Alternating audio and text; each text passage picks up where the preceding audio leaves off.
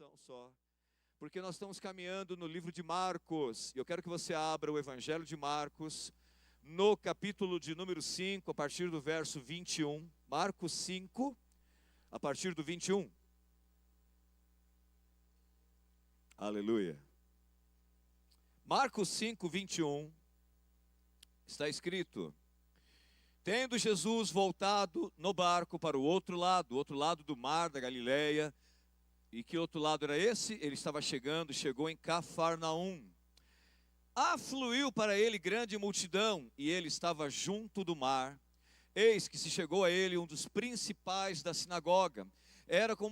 Sinagoga era uma espécie de igreja, era um espaço, um local de reunião. Cada cidade, cada vila em geral tinha uma sinagoga, onde os judeus se reuniam aos sábados. Era um dos lugares mais importantes da vida de um judeu. E esse homem aqui, chamado Jairo, no 22 ainda, era um dos líderes. E ele, vendo, prostrou-se aos seus pés e insistentemente lhe suplicou. A palavra aqui no original para insistentemente é alguém que, sabe quando a pessoa começa a orar e clamar e dizer: Senhor, me ajuda, Senhor, tem misericórdia de mim, Deus, o Senhor tem que lembrar de mim, Senhor, olha essa situação. No original é essa ideia do insistentemente. Ele, sabe quando você ora tudo, você está desesperado e falando, dando vários nomes para a situação. Insistentemente lhe suplicou: minha filhinha está à morte. Ela tinha 12 anos de idade. Então filhinha aqui era um termo carinhoso, porque já era uma moça, e as moças com 12, 13 anos já casavam lá em Israel na época.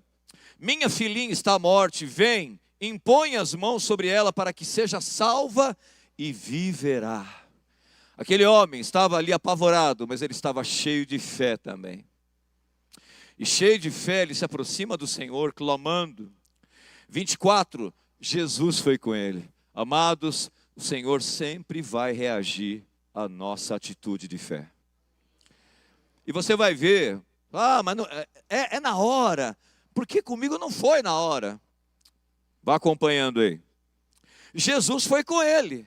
Significou uma resposta imediata? Não.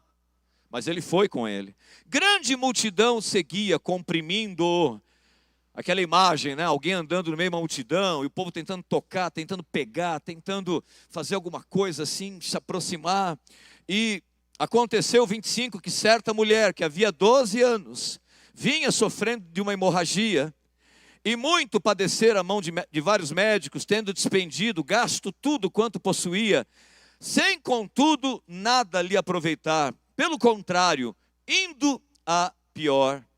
Tendo ouvido a fama de Jesus, vindo por trás dele, por entre a multidão, tocou-lhe a veste, porque dizia: ela também se aproximou com fé. Ela dizia lá consigo, enquanto ela ia: se eu apenas lhe tocar as vestes, ficarei curada. Fé. A fé você tem antes de ter. A fé faz a sua vida, ela harmoniza. O ambiente muda, o teu coração muda quando você tem fé. E ela dizia, enquanto ia: eu vou tocar. Se eu tocar, basta, apenas tocar as vestes, ficarei curada. E logo se lhe estancou a hemorragia e sentiu no corpo estar curado do seu flagelo. Jesus, reconhecendo imediatamente que dele saíra poder, virando-se no meio da multidão, perguntou: quem me tocou nas vestes? Responderam-lhe seus discípulos: vês que a multidão... É interessante isso, né? Os discípulos falam: Senhor, uma multidão te aperta, te toca, o Senhor está perguntando quem te tocou? Mas o texto vai dizendo aqui no 32, ele, porém, olhava ao redor para ver a que fizera. Ele sabia que era uma mulher. Algumas traduções têm um artigo aí feminino.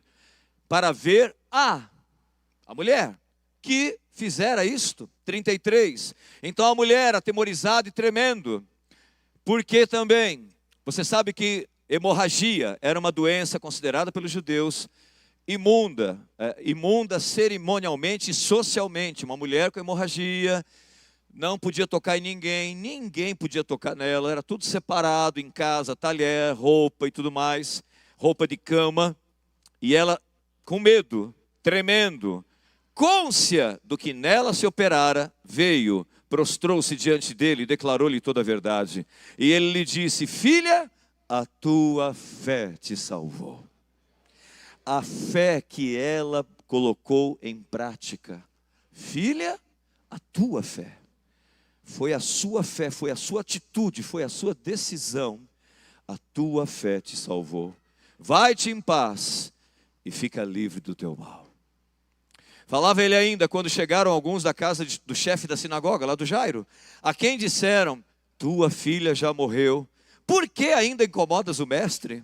Mas Jesus, sem acudir a tais palavras, Jesus, sem dar bola para as más notícias, disse ao chefe da sinagoga: não temas, no meio da má notícia, não tenha medo, crê somente. Não tenha medo, tenha fé. Fala para alguém do seu lado aí, não tenha medo, tenha fé. 37. Contudo, não permitiu que alguém o acompanhasse, senão Pedro e os irmãos Tiago e João. E chegando à casa do chefe da sinagoga, viu Jesus o alvoroço, os que choravam, os que pranteavam muito. Ao entrar, lhes disse: por que estáis em alvoroço e chorais? A criança não está morta, mas dorme. Você já deve ter ouvido falar da história, isso não só naquela época, recente até.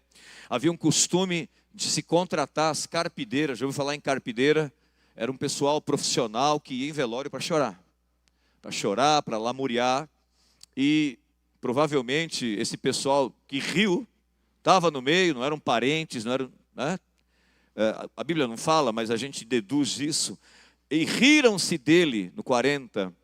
Tendo ele, porém, mandado sair a todos, tomou o pai e a mãe da criança e os que vieram com ele e entrou onde ela estava. Tomando-a pela mão, disse: Talita cumi, que quer dizer: menina, eu te mando, levanta-te.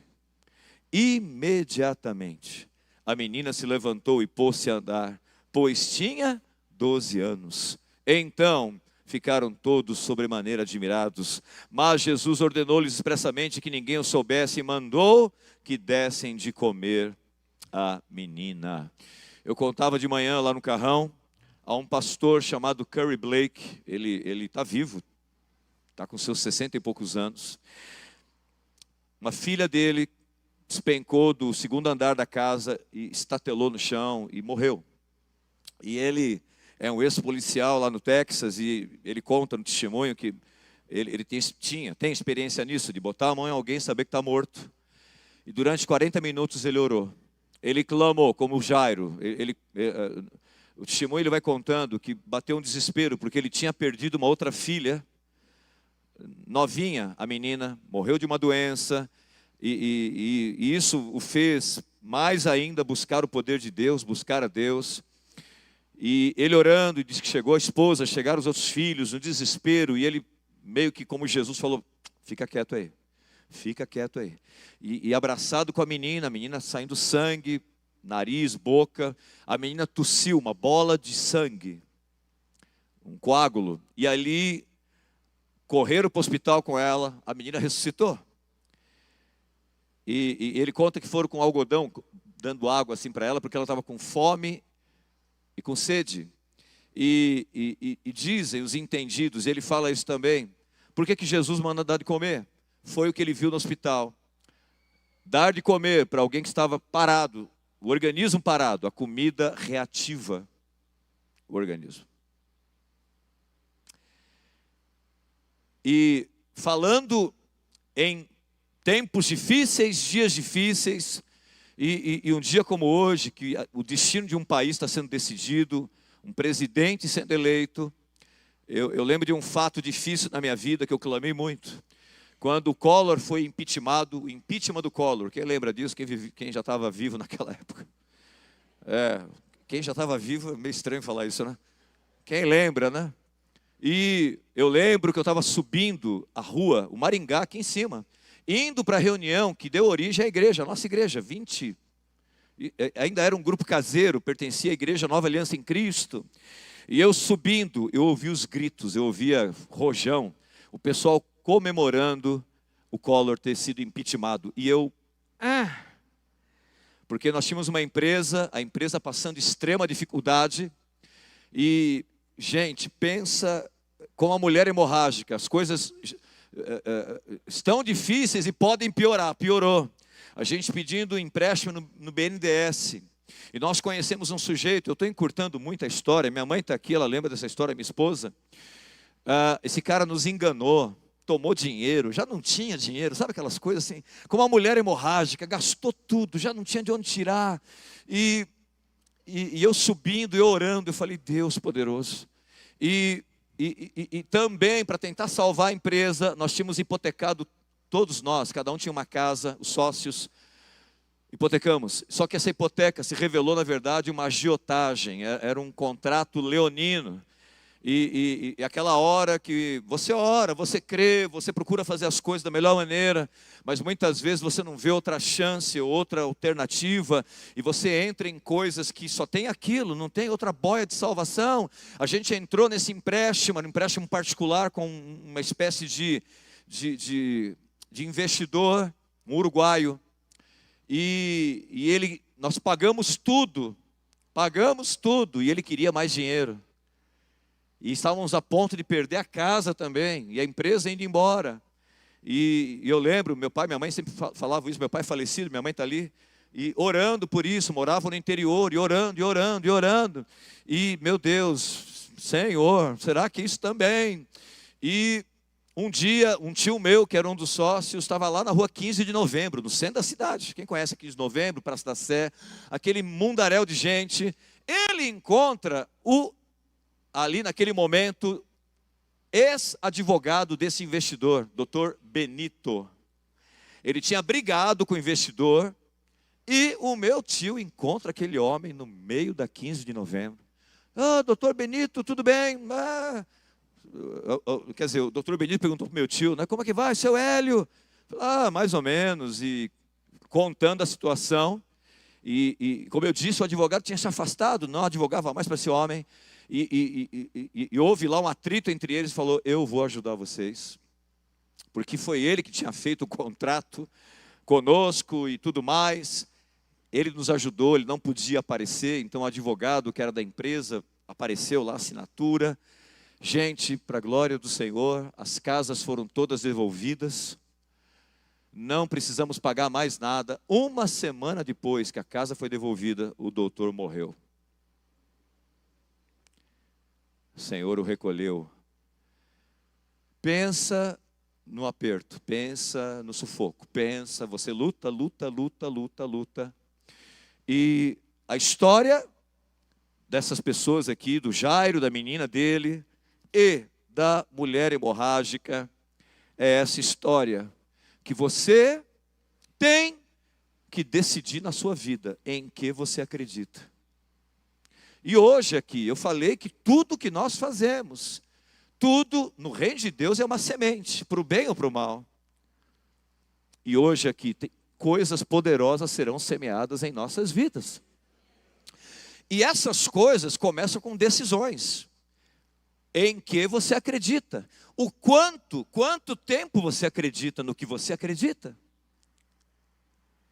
E quando a gente fala disso, eu lembro dessa época do Collor, teve muito suicídio, dinheiro que foi confiscado, o povo da época lembra disso, dinheiro de poupança, dinheiro que estava guardado muitos anos, isso tudo foi confiscado pelo governo, pessoas de uma hora para outra ficaram sem nada. E eu lembro de uma história, de um fato que aconteceu perto ali do Carrão, um homem que tinha uma loja de brinquedos, de presentes, era rico, era um cara que andava com motorista particular, e ele tirou a própria vida, tanto que a gente passava na rua ali, casarão que ele morava, anos e anos abandonado, dessa época, tirou a própria vida porque o dinheiro foi confiscado, entrou em crise, e isso tudo, como outras coisas, são resultado do que você crê. E hoje aqui nós temos que tomar uma decisão, ou temos que renovar a decisão que um dia nós já tomamos. Qual é a verdade que move a minha vida? Em que eu creio. E a gente viu o Jairo, nós vimos a mulher hemorrágica se aproximando com fé. E falando a respeito disso, algumas coisas para a gente aqui meditar. Primeiro, você vai sofrer. E muita gente, até mesmo gente que te conhece, não vai se importar. Você vai sofrer sozinha. Você vai sofrer sozinho. Porque quando a gente sofre, a gente quer que as pessoas sintam que a gente sofre, né? A gente, ou não? Acho que eu entrei no culto errado aqui hoje. Não. Será que não? A gente não fica doído, parece que a gente está padecendo e parece que as pessoas estão vivendo a vida. Parece que é assim. Alguém perguntou, o outro mandou uma mensagem, mas logo depois já não perguntou de novo. E eu estou ainda no problema. E sabe aquela história que a gente sempre fala? Quando a gente está no problema, parece que um dia de sol como esse, né? Parece que todo mundo está passeando. Todo mundo está assim, né? Andando no seu conversível, tirando foto. E eu estou sofrendo, eu estou sozinho, eu estou com um problemão. Gente, quero dizer para você, vou te lembrar algo que você já sabe. Facebook, Instagram não tem foto feia. O cara está lá, mas está com dor de dente. Ele está lá, mas está com um problema na família. Ele está lá, mas está devendo, tem que pagar boleto no dia seguinte da foto. Não é só você não, mas vai acontecer de qualquer maneira, de você muitas vezes passar, parece anônimo, porque o texto diz, da mulher hemorrágica, certa mulher, nem nome tinha. Nem nome tinha. A menina, se conhecia o pai. A menina, quem era na fila do pão? Quem era aquela mulher hemorrágica, imunda, socialmente, cerimonialmente, por causa da doença dela? Que culpa ela tinha? Aquela menina. Também, você sabe que era algo imundo para o judeu tocar num cadáver. Não podiam fazer isso. E imundo, nem nome tem. Quem era Davi para Golias? Quem era Daniel? Era um estorvo, era um problema lá para aquela corte da Babilônia. Quem era, por exemplo, quem mais? Elias para Acabe e Jezabel, era uma dor de cabeça também. Quem foi José para os seus próprios irmãos? Um problema. Meu Deus, é impressionante, parece que o que foi que eu fiz? Eu virei um problema. Eu virei um problema? Então quem sou eu? Não sou nada para muita gente. Pode ser que para muita gente, e muita gente, você seja nada. Nem saibam o teu nome, nem saibam o que você está passando, ou sabem, mas as pessoas às vezes estão com seus problemas também, tem os seus dramas, né? Ema, cada um com o seu problema. Mas no meio disso, há um Senhor, aleluia, há um Deus que conhece você pelo nome. Ainda que o teu pai e a tua mãe te abandonem, eu, o Senhor, jamais te abandonarei, aleluia.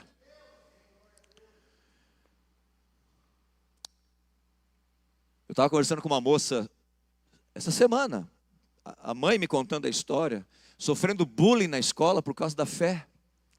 A ponto de o pessoal do grupo de trabalho falar para a professora que ela não participou do trabalho. E ela tem que provar que ela participou, mas tudo isso perseguida por causa da fé, porque é uma menina que conhece Jesus, ama Jesus, é crente. E é impressionante, a gente vê isso o tempo todo acontecendo. Gente que precisa diminuir você, gente que precisa humilhar o outro para ter valor. Tem que diminuir quem eu sou. Eu não sou nada. Para a pessoa ter valor. Mas quem precisa diminuir o outro é porque já vive uma vida miserável. Porque se tem que diminuir o outro é porque a pessoa está se sentindo por baixo, porque o outro está muito grande.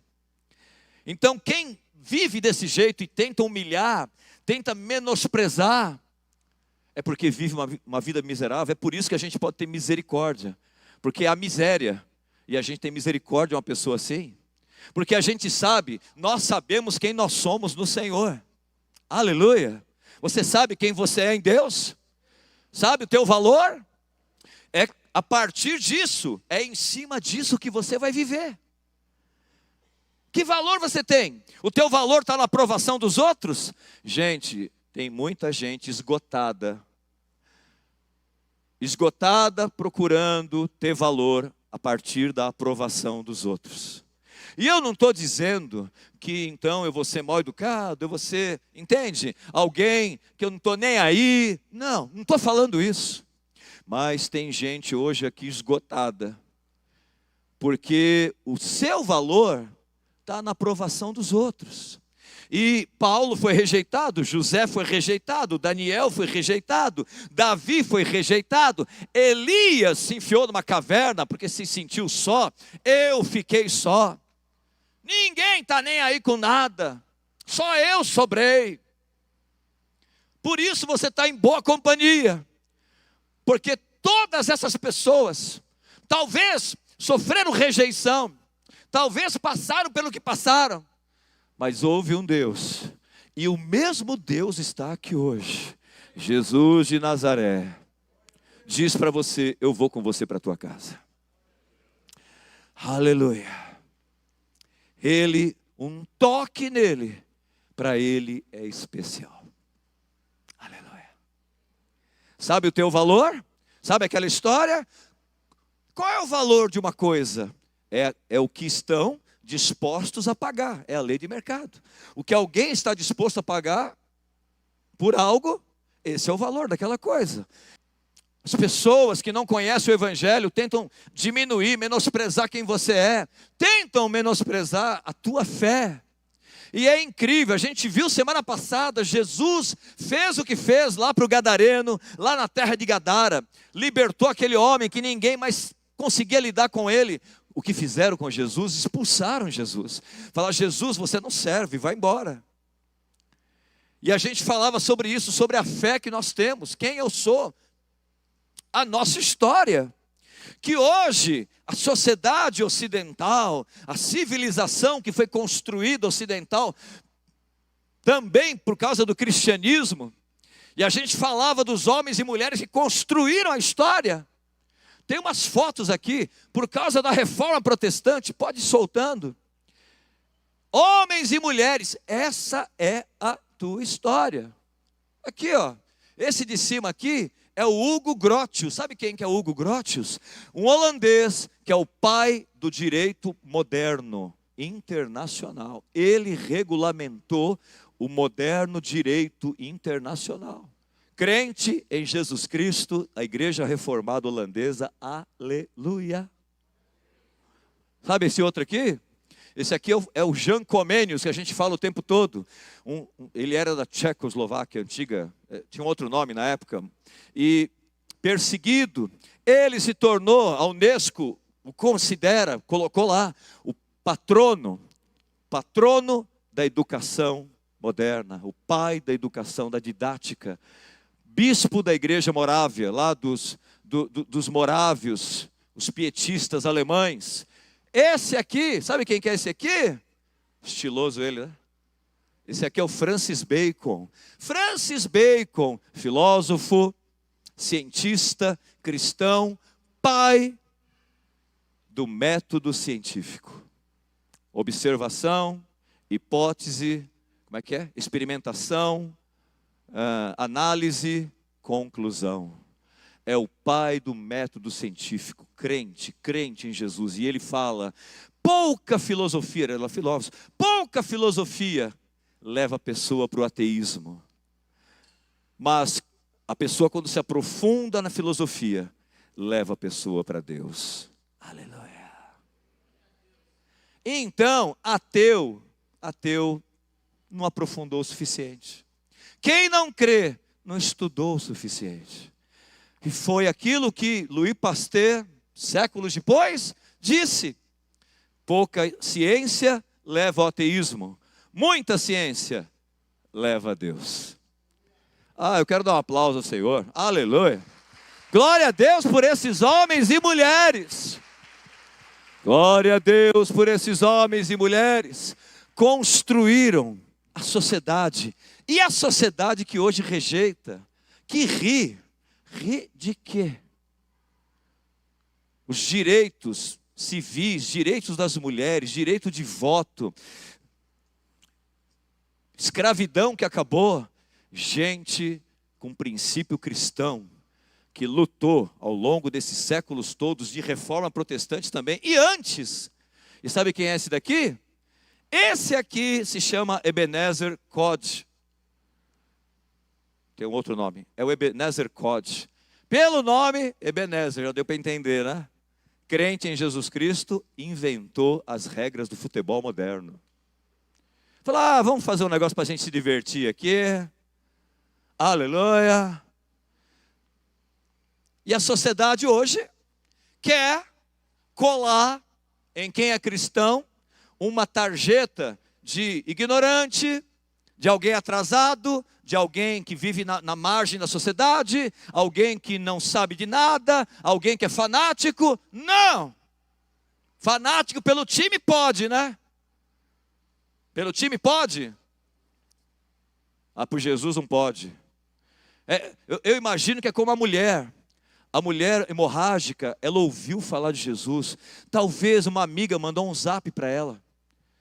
Não podia chegar perto, falou, amiga, tem um profeta aqui no pedaço. Ele cura pessoas. Ele é fascista, tá? Esse profeta Galileu é fascista. Ele é de extrema direita, porque lá em Mateus 19 ele fala que casamento é heterossexual, monogâmico e indissolúvel. Ele é fascista de extrema direita, mas ele cura.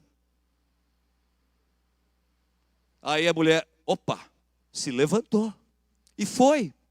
E eu falo isso já dentro de um ponto aqui para a gente correr. Primeiro, quem tem uma visão, aliás, já vou afirmar, tenha uma visão e você vai enfrentar todos os medos da sua vida. Aquele homem, o Jairo, ele teve uma visão. Como assim visão? Uma visão espiritual, uma palavra de conhecimento? Não. Ele enxergou em Jesus. A maneira que ele enxergava Jesus, amém? Ele creu que Jesus era a solução para a filha dele. Aquela mulher, mesmo tendo gasto todo o dinheiro, indo de mal a pior, fala, meu Deus, pastor, nem fala em gastar. Não fala em gastar. Dá até um negócio aqui. Eu estava vendo alguém falar assim, que o filho foi vomitar, aí a mãe falou assim, nem vomita. Eu gastei um dinheirão nesse prato que você comeu. Pode engolir esse negócio. Desperdício não. Eu estava perguntando de manhã lá, eu já passei por isso. Confesso aqui. Eu estava mal, já aconteceu. Estava mal, aí eu tomei o remédio caro. Aí deu vontade de vomitar. Eu falei, não, mas está muito caro esse remédio, né? Só comigo já aconteceu isso? Pois é. Gastou tudo. Não melhorou. Só piorou. Mas que coisa impressionante. Quando alguém tem uma visão de vida, apesar da decepção, visão, apesar do não, apesar do que não deu certo, apesar de ter piorado, quando ela ouviu de Jesus, ela vai, e enquanto ela vai dizendo, se eu tão somente tocar nele, eu serei curada. Visão. Você sabe, aquele homem, aquele escritor, um dos mais importantes do século XX, o Tozer, Double Tozer, ele dizia o seguinte, lembra disso? O que você pensa a respeito de Deus é a coisa mais importante que você vai pensar a teu respeito. Porque se você tiver uma visão limitada de quem é Deus, a tua fé vai ser limitada. A tua experiência com Deus será limitada. Então o que você pensa a respeito do teu Deus, como que você funciona na sua fé, é a coisa mais importante que você vai pensar a teu respeito, viu? E você vê Jairo, você vê essa mulher, se levantando, eu vou. Lembra Gênesis 15, 13, aquela história de Abraão dentro da tenda, e Deus manda sair Abraão de dentro da tenda. A tenda era o limite da visão para ele. E manda Abraão olhar as estrelas do céu. E Deus fala: se você puder contar essas estrelas, assim será a tua descendência.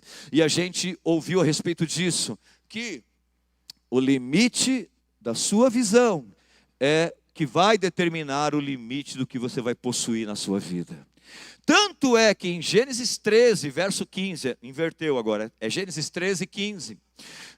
Abraão está lá na sua peregrinação, ele chega naquela terra e Deus fala: tudo o que você vê, vô-lo tenho dado a você e a tua descendência como posse. Lembra de Josué? Onde a planta do teu pé pisar, vô-lo tenho dado. Aonde alcança o teu passo aí? Onde alcança a visão, é isso que vai determinar o que você vai possuir. E você está entendendo? A mulher, 12 anos, perdeu tudo. Quanta gente desiste, para no meio. Aquele pai, o Jairo, ele era um chefe da sinagoga, e os judeus já tinham expedido um decreto: todo aquele que cresce em Jesus seria expulso da sinagoga, era se tornar um pária da sociedade. Ele se preocupou? Não! Ele se prostrou. Quando Jesus aparece, ele se joga aos pés de Jesus. E quanta gente preocupada com o ibope, meu Deus. Quanta gente preocupada com a reputação. Quanta gente com medo de se decepcionar. Quanta gente com medo de crer e nada acontecer.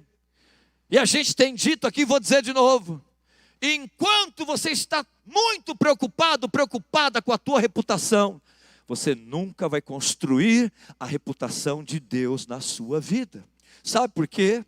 Porque a visão que a Bíblia nos dá é que tudo coopera para o bem daqueles que amam a Deus. Significa que o problema, essa batalha, a luta que eu estou passando, isso vai servir para a glória do Senhor.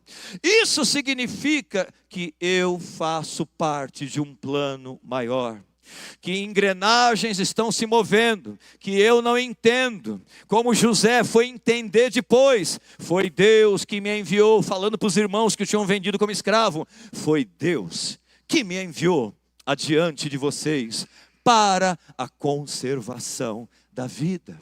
Então, todo desafio, todo problema, sim, tudo que eu estou passando em Deus faz parte de um plano maior. E todo problema, toda batalha, ou melhor, todo grande testemunho, todo grande ou todo testemunho, um dia foi um grande problema. Aleluia. Crê nisso. Crê que você que entregou sua vida a Deus, quem entregou sua vida a Jesus aqui, dá uma glória a Deus então. Você tem aliança com Ele?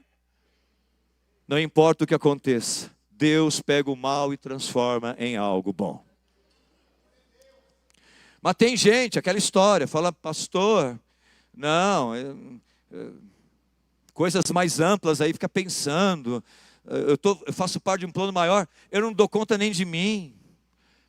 O rico é que se preocupa com o fim do mundo, pobre se preocupa com o fim do mês. Não dou conta de mim não. Em nome do Senhor Jesus, tenha a visão de Deus na sua vida, aleluia. Tenha a visão de Deus na sua vida, você está dentro de um plano maior. E creia, confie. Nós estamos hoje aqui sendo inspirados pela vida dessa mulher, aleluia. Estamos sendo inspirados pela vida de Jairo. Quem você está inspirando? Quem eu estou inspirando?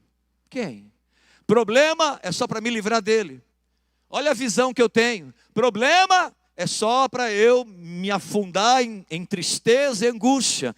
Problema para mim é ser massacrado por ansiedade, esmagado pela situação, por preocupação. Não! Essa noite, em nome do Senhor Jesus, quem quer tomar uma decisão nessa noite é aqui. Uma decisão de mudar a sua mentalidade, a maneira que você vê as coisas. Como? Deixa a palavra de Deus ser verdade na sua vida. A palavra de Deus, você tem um chamado na sua vida. Você foi chamado para impactar a tua geração. E essa história difícil, e as histórias difíceis que vierem, serão para a glória do Senhor.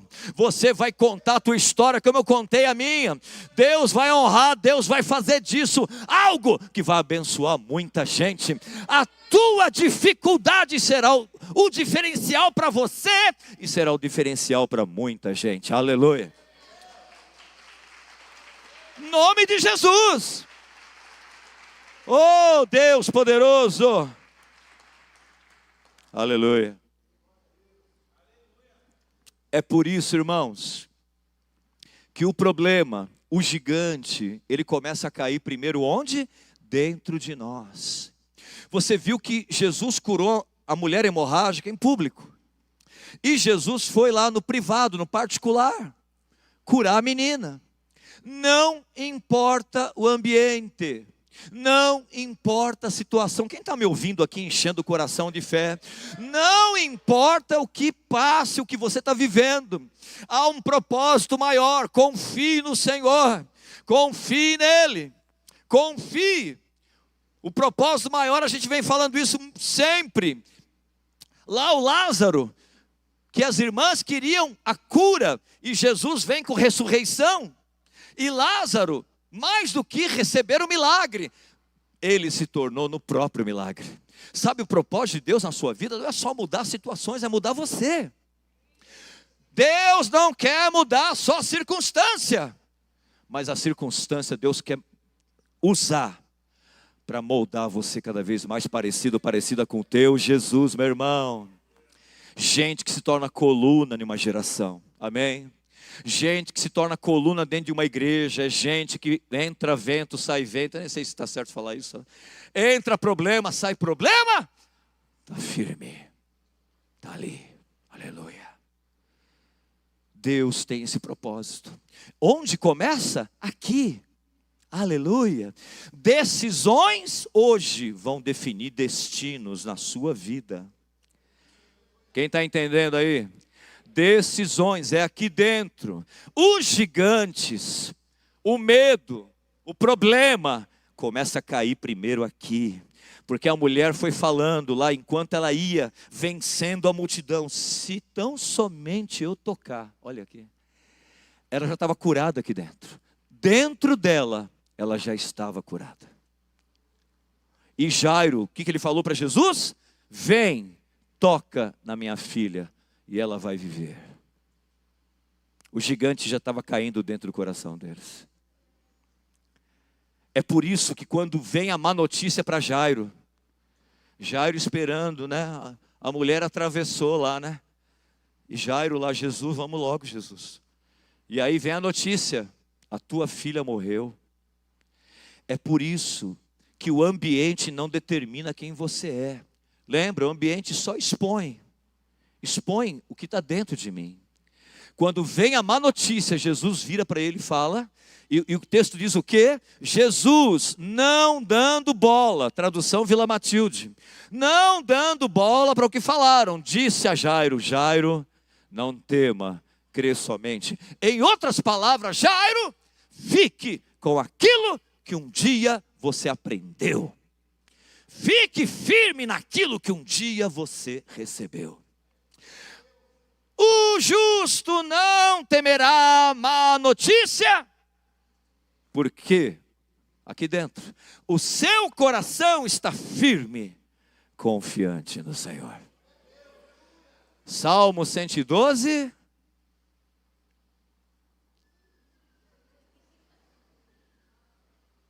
Diga assim comigo, Salmo 112, verso 7.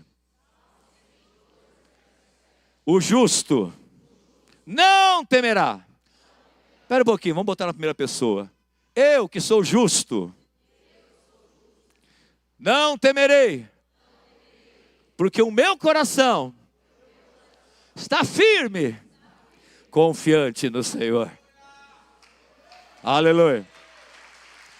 Aqui, irmão, irmã, aqui dentro, Eu falei do William Booth, falando de reforma protestante. William Booth, fundador do Exército de Salvação. Um homem ousado. Como é bom andar perto de gente ousada na fé. Porque andar perto de gente medrosa é um problema. É ou não é? Medo de tudo. Você está dirigindo, a pessoa está segurando no carro assim, ó. Bom, eu fiz isso hoje com a minha esposa, né? Mas deixa para lá. A gente vai resolver isso depois. William Booth, leia a história do Exército de Salvação. Aliás, ele falava uma coisa, a igreja anglicana, que era a igreja oficial da Inglaterra, chegou nele, ofereceu, ou pediu parceria. Porque William Booth, nas suas reuniões com seus pregadores leigos, ele reunia mais gente do que a igreja estabelecida da Inglaterra, a igreja anglicana. E o William Booth falou para o dirigente anglicano, falou, sabe por onde vocês têm uma reputação a zelar, nós não temos. Sabe o que quer dizer isso? Chega uma hora que a gente está tão preocupado com a etiqueta, preocupado com o ibope, preocupado com a opinião. Ele estava preocupado em glorificar o nome do Senhor. Ele entrava onde ninguém entrava. E ele dizia o seguinte, nessas de ir nos lugares mais violentos, perigosos de Londres, e o pessoal depois espalhou pelo mundo, ele falava assim, eu não procuro um movimento, eu sou o movimento. Olha aí, eu sou o movimento de Deus. Onde você chega, é público, é no particular, qualquer lugar, chega o reino de Deus junto com você. Você crê nisso? Crê nisso. O reino de Deus chega com você. Eu já contei uma história aqui, só vou citar.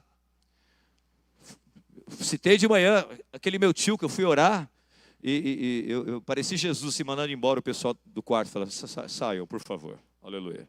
Quase que eu falei hebraico. Meu tio tendo convulsão. E orei. O pessoal pedi para sair, porque o pessoal estava falando assim, que hospital que leva? Eu falei, em nome de Jesus, vamos orar primeiro. Aquilo que era acessório, virou a regra. A gente vivendo vida natural. Não! Há um Deus de poder que pode operar através de você. Onde você chega, o reino de Deus chega. Aleluia! Amém! A igreja diz amém, de crente aí, amém! Não vou nem contar a história do meu tio, deixa para lá. Eu vou contar a história, para terminar, que fala da história de Jairo, da história dessa mulher, 12 anos doente. E quando a mulher atravessa a frente, Jairo recebe a má notícia. Já ouviu isso? A mulher tinha há 12 anos sofrido da doença e a menina de Jairo tinha 12 anos. E Jairo poderia se sentir, meu Deus, eu cheguei primeiro. Eu cheguei primeiro e a mulher atravessou aqui, perdi a bênção. Não, Jairo, a tua menina com 12 anos teve a doença agora. Mas essa mulher faz 12 anos, ela está na fila faz tempo. Amado, nós não compreendemos os tempos de Deus, sabe por quê? A gente está inserido num plano muito maior, tem outras pessoas, tem muita coisa acontecendo. E Jesus disse para você aquilo que ele disse para Jairo, não tenha medo. Parece que passou da hora, parece que passou o tempo, parece que velório é o ambiente onde já há uma sentença definitiva. Não, onde o reino de Deus chega, Deus pode fazer o impossível, meu irmão, minha irmã. Aleluia. Uma mulher, na Segunda Guerra Mundial, ela trabalhando, eu creio que foi na Firestone, aquela dos pneus. É uma cidade em Ohio chamada Akron. Akron é uma espécie de polo da borracha lá nos Estados Unidos. Acho que a Goodyear também veio de lá, Firestone. E ela trabalhando, e no esforço de guerra, essas fábricas pegando borracha e fazendo salva-vida, colete salva-vidas. E ela trabalhando, e isso foi muito comum na Segunda Guerra, os homens indo para a guerra e as mulheres trabalhando na indústria, trabalhando em tudo quanto é lugar. E ela tinha um filho na guerra. E ela orando pelo filho dela na guerra. E o avião foi abatido pelos japoneses e caiu no mar. E ele ficou um tempão no mar e dado como desaparecido. Acharam ele. Mas ele estava muito ferido. E mandaram ele de volta para os Estados Unidos para se recuperar. E ele voltou com o colete para casa. E quando a mulher olha, ela era chefe de um setor, ou de um turno da fabricação dos coletes. Quando ela olha o colete tinha o número do turno dela. Enquanto ela trabalhava, enquanto ela estava lá, dia após dia, entrava dia, saía dia, ansiedade, preocupação, uma coisa, outra, trabalhando, sem que ela soubesse, ela estava participando de algo que salvou a vida do filho dela e salvou a vida do restante da tripulação daquele avião. Então você que tem lutado, quem está recebendo essa palavra nessa noite? Você que está aí dia após dia, e passou o tempo e gastou e não resolveu, mas foi de mal a pior, só piorou. Eu quero dizer para você, em nome do Senhor Jesus Cristo, nessa noite você não vai parar, você não vai desistir, você não vai desanimar, você vai continuar, porque aquilo que você está semeando no Senhor, você vai ver fruto na sua vida, de uma forma ou de outra, em momento que for. Pode ser que gente passe na frente, né? Testemunho, na hora do culto, fala misericórdia, eu fico até triste, porque, e eu, Senhor? Espera no Senhor, não pare de semear, porque aquilo que Deus tem para fazer, Ele vai fazer na sua vida. Eu quero orar, aleluia. Eu quero orar nessa noite. Homens e mulheres, que as suas histórias abençoem muita gente. E as suas histórias de problemas, de lutas, de desespero, de quase chegar ao ponto de não dar, ou de que não deu, mas o Senhor reverteu. Quem sabe a tua história, em nome de Jesus, você que está sendo atacado, a esquerda, o socialismo, os ateus, atacando a sua fé, é bullying, é isso, é menosprezo. Eu quero dizer para você, continue andando, continue fazendo. Há uma história linda e poderosa, homens e mulheres que escreveram a história do mundo, na mesma fé, na mesma visão que você. Conheça, leia a respeito, é a sua história. Em nome de Jesus, a sua história, pela tua fé, como Jesus disse para aquela mulher, filha, a tua fé te salvou, a tua fé vai salvar, a tua fé vai produzir fruto poderoso, quem crê nisso?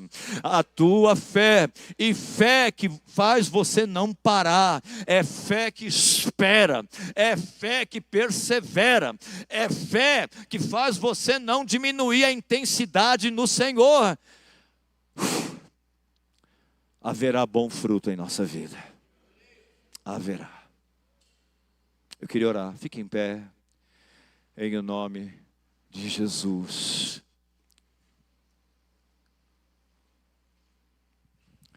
Eu quero orar por pessoas aqui que querem escrever uma história. Eu quero orar por gente que quer enxergar os seus problemas, os problemas da vida, os problemas da sociedade, com um outro olhar. Eu quero orar com você que hoje deseja pegar o problema e transformar isso pela fé em um grande testemunho, em superação, em lidar com a dor, em pegar a sua dor que você aí sofreu, as coisas que não aconteceram, as coisas que não deram certo. Em nome do Senhor, eu quero orar com você que essa noite, você quer pegar essa dor aí e transformar em algo bom, pela fé, o mal ser transformado em bem. Você hoje que entendeu essa palavra, você que deseja essa oração, eu quero chamar você aqui à frente. Você que deseja deixar uma história com esse problema aí, com essa batalha. Você que se sente enfraquecido, enfraquecida na fé. Você que talvez abandonou até a fé, por conta, não só do que você passou, mas por conta do que pessoas fizeram com isso, falaram, estão falando talvez. Venha aqui à frente em o nome do Senhor. Venha aqui à frente, em o nome de Jesus. Há uma história sendo escrita. Você está escrevendo uma história, por mais que não pareça, por mais que pareça que nada está acontecendo, só pareça sofrimento, esforço, gasto, luta, em o nome de Jesus eu quero te chamar. Quem está enfermo aqui também? Porque aqui a história, o texto que o Espírito Santo nos deu essa noite fala de cura. Um Jesus que cura. Continua perseverando na fé, meu irmão, minha irmã. Você que está enfermo, você que sente dor, venha, não pare de orar. Venha mais uma vez aqui na frente. Nós queremos orar com você. Eu quero chamar os pastores, presbíteros, líderes de célula, os ministros, os voluntários dessa igreja que tem seus ministérios. Vem para cá. E eu quero chamar também, como Jairo, que orou, que foi em busca de Jesus pela sua filhinha.